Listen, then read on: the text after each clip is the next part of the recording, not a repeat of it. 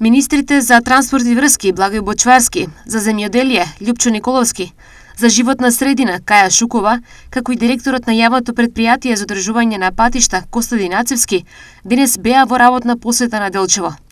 Бочварски потенцираше дека во градот по различни основи годинава владата за него издвоила 780.000 евра. Сме овде да ја покажеме поддршката на централната власт кон општините, кон локалните власти и токму да ги презентираме проектите кои што сме ги реализирале за поддршка на граѓаните и општината.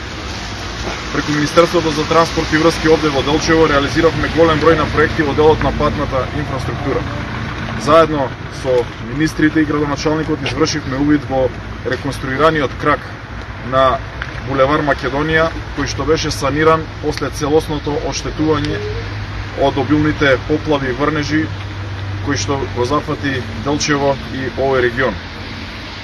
Заедно со јавното предпријатие за одржување на магистрални и регионални патишта извршивме и реконструкција и рехабилитација на улицата Царевоселска, Голачка, на улиците Јане Сантански и Иво Лола Рибар, како и на оштетениот мост на влезот на Делчево. За Николовски, силни општини значат силна држава, а тоа е гаранција за добар граѓански стандард. Потенцираше тој во Делчево. Развиени општини значат силна економија, значат подобар живот за граѓаните. Во таа насока како министерство континуирано вложуваме во поддршка на рамномерниот регионален развој преку конкретни мерки за поддршка.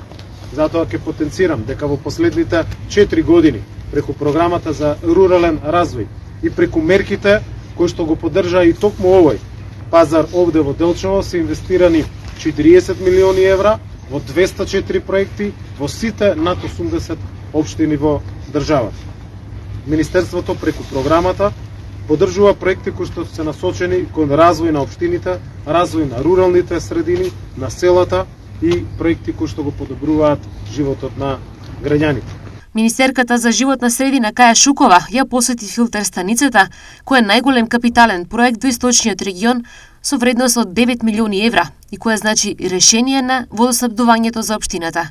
Работите се одвиваат со планираната динамика. Финализацијата на овој проект очекуваме да биде до крајот на април 2024 година, 24 година. Секако ова е повеќе годишен проект.